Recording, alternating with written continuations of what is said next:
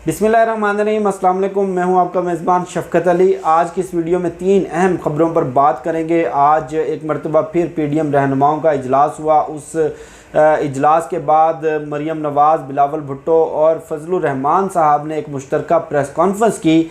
लेकिन उस press conference की जो सबसे दिलचस्प और सबसे अहम बात थी वो मरियम नवाज़ थी। बुझी बुझी नज़र आई, बड़ी परेशान नज़र आई। परेशानी उनके चेहरे से वाज़े थी। बातों के अंदर, उनके बयानात में किसी किस्म का वो कोई तसलसल नहीं था। बेमानी सी गुफ्तगू कर रही थी। और इसी तरह बिलावल भुट्टो भी। मामला क्या है और PDM के इजलास की अंदरूनी कहानी भी आपसे शेयर करेंगे। बिलावल भुट्टो और मरियम नवाज़ के दरमियान किस बात पर तल्ख कलामी हुई, और उसके साथ साथ जब नवाज़ शरीफ ने मौलाना फजलुर रहमान को वज़ीर आज़म बनने की पेशकश की तो फजलुर रहमान ने क्या जवाब दिया, और बिलावल भुट्टो और फजलुर रहमान के दरमियान क्या मुकालमा हुआ। लेकिन इसके साथ साथ मरियम नवाज़ के ख़िलाफ़ अपने ही ख़ानदान में बड़ी बगावत सामने आई है। हसन और हुसैन नवाज़, जो कि उनके दोनों भाई इस वक्त मफरूर हैं, इश्तिहारी हैं, लंदन में बैठकर जो उनके वालिद ने कौम की दौलत लूटी थी, जो पैसा चोरी किया था, उस पैसे का वो कारोबार कर रहे हैं और लंदन में बैठकर पाकिस्तान में इनकलाब बर्पा करना चाहते हैं। उन्होंने अपनी बहन मरियम नवाज़ की पॉलिसियों के ख़िलाफ़ बगावत कर दी है और एतजाज़ अहसन साहब ने PDM के गुब्बारे से हवा निकाल दी। एतजाज़ अहसन साहब से शुरू कर लेते हैं, क्योंकि वो आपसे कुछ देर कबल मेरे ही शो में पब्लिक न्यूज़ पर एहतशामुल हक साहब के साथ थे। उनसे जब सवाल किया गया कि PDM ने ये जो इस्तीफ़ों का ऐलान किया है, क्या इस्तीफ़े देने से और लॉन्ग मार्च से हुकूमत गिर जाएगी। बड़ा सादा सा सवाल जो आप सब के और पूरी कौम के जहनों में आ रहा होगा। उसका जवाब एतजाज़ अहसन साहब ने ये दिया कि PDM इस्तीफ़े देकर अपने ऊपर ख़ुदकश हमला करने जा रही है। पहली बात तो पाकिस्तान में कभी भी लॉन्ग मार्च और इस तरह की सियासी तहरीकों से हुकूमत नहीं गिरती। अगर हुकूमतें लॉन्ग मार्च से गिरती होती तो 2014 का जो तहरीक इंसाफ और ताहिरुल कादरी साहब ने धरना दिया, उस पर हुकूमत कब की गिर चुकी होती। अब इन्होंने जो आखिरी कार्ड खेल दिया है, जिसको बज़ाहिर नज़र ये आ रहा है कि फजलुर रहमान और मरियम नवाज़ ने इस पूरे सियासी जमातों को, अपोजिशन इत्तेहाद को कन्वेंस किया, मजबूर किया असम्बलियों से मुस्तफ़ी होने का। वो कहते हैं असम्बलियों से मुस्तफ़ी होकर PDM हुकूमत का क्या बिगाड़ लेगी। पहला सवाल, अगर सिनारियो जो बनता नज़र आ रहा है, तमाम अपोजिशन जमातें असम्बलियों से, सूबाई असम्बलियों से, कौमी असम्बली से इस्तीफ़े दे देती हैं, उसके बाद होगा क्या? होगा ये कि सेनेट का इलेक्शन फिर भी नहीं रुकना। पाकिस्तान का आइन और कानून ये कहता है कि अगर एक सूबे में हुकूमत नहीं है या अगर एक सूबे में हुकूमत गिर चुकी है, फिर भी सेनेट का इलेक्शन अपने वक्त पर होगा। जो मौजूद इलेक्टोरल कॉलेज है उसके मुताबिक होगा। इलेक्टोरल कॉलेज सूबाई असम्बलियाँ हैं, उससे आइंदा आने वाला जो मंजरनामा है 52 नशिस्तों के ऊपर जो सेनेट इलेक्शन होने जा रहा है, उस पर एतजाज़ अहसन साहब का ये कहना था कि पंजाब में 13 की 13 सेनेट की नशिस्तें पाकिस्तान तहरीक इंसाफ मार लेगी।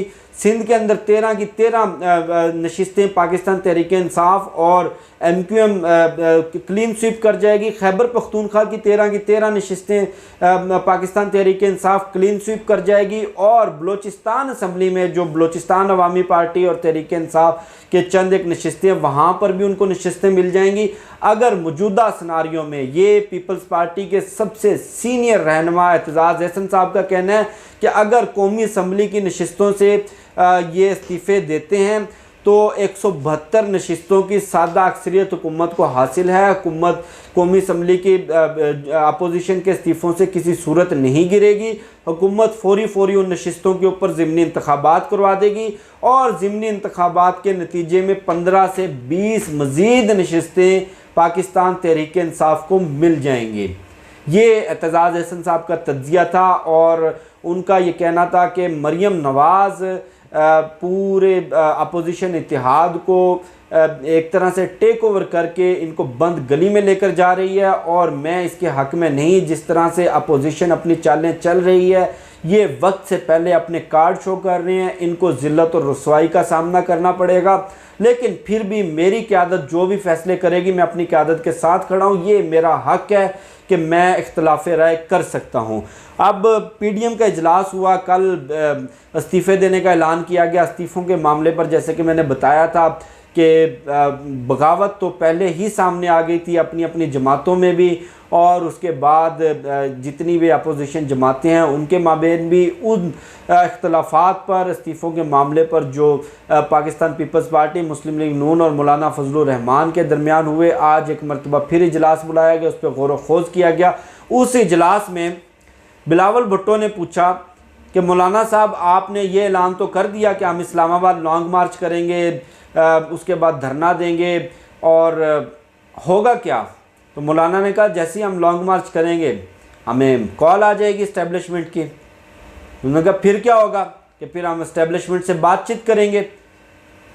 बिलावल ने पूछा अगर हमारी बातचीत नाकाम हुई, इस्टेब्लिशमेंट ने हमारे मुतालबे ना माने, फिर?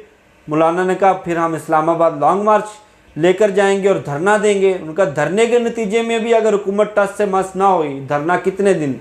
1 दिन, 2 दिन, 3 दिन, हफ्ता, 10 दिन, 2 हफ्ते, 3 हफ्ते, 1 महीना भी अगर धरना दे दें, अगर हुकूमत फिर भी टच से मस ना हो, फिर मौलाना ने कहा हम असम्बलियों से इस्तीफ़े दे देंगे। फिर बिलावल ने कहा मौलाना असम्बलियों से इस्तीफ़े देने के बाद हमारे हाथ में क्या रह जाएगा? तो उस पर मरियम नवाज़ और बिलावल भुट्टो की भी तल्ख़ कलामी हुई। मरियम नवाज़ ने कहा कि आप वाज़े तौर पर बता दें कि आप हमारे साथ हैं या हमारे ख़िलाफ़ हैं। पीडीएम में जो भी फैसले होंगे वो सब तमाम जमातों को तस्लीम करना पड़ेगा। उस पर बिलावल ने मरियम नवाज़ को खरी खरी सुना दी। उनका यह कहना था कि आप तनहा फैसले करके पीडीएम के सर पर थोपना बंद करें, और जितने भी फैसले होंगे वो हम सब की मुशावरत से होंगे, तमाम सियासी जमातों के एक इत्तफाक़ राय से होंगे। उसके बाद जब मुतफ़िका प्रेस कॉन्फ्रेंस चल रही थी, उस प्रेस कॉन्फ्रेंस में भी बिलावल ने इस्तीफ़ों के मामले पर यह कहा कि जनाब ये हम अपनी स्टीयरिंग कमेटी में पीपल्स पार्टी ये मामला डिस्कस करेगी और उसके बाद हम वाज़ेह तौर पर जवाब देंगे। लेकिन फजलुर रहमान क्लियर नज़र आए और मरियम नवाज़ के चेहरे पर हवाइयाँ उड़ रही थीं और बिल्कुल भी एतमाद नज़र नहीं आ रहा था। उसके जो एक बड़ी वजह सामने आई है वो उनके अपने ख़ानदान में झगड़े और अपने ख़ानदान में इख्तलाफ।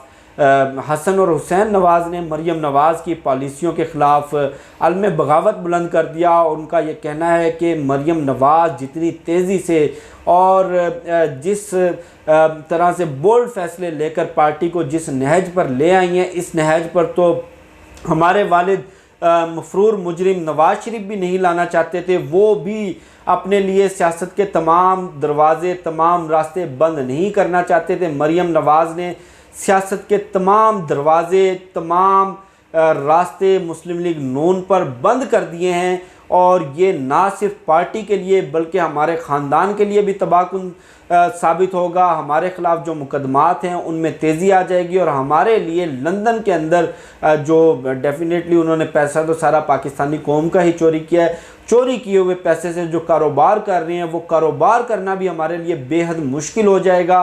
और उनको ये भी खदशा सता रहा है कि जिस तरह से हुकूमत पाकिस्तान लंदन की हुकूमत पर दबाव डाल रही है, उनको डिपोर्ट कर दिया जाए या पाकिस्तान के हवाले कर दिया जाए।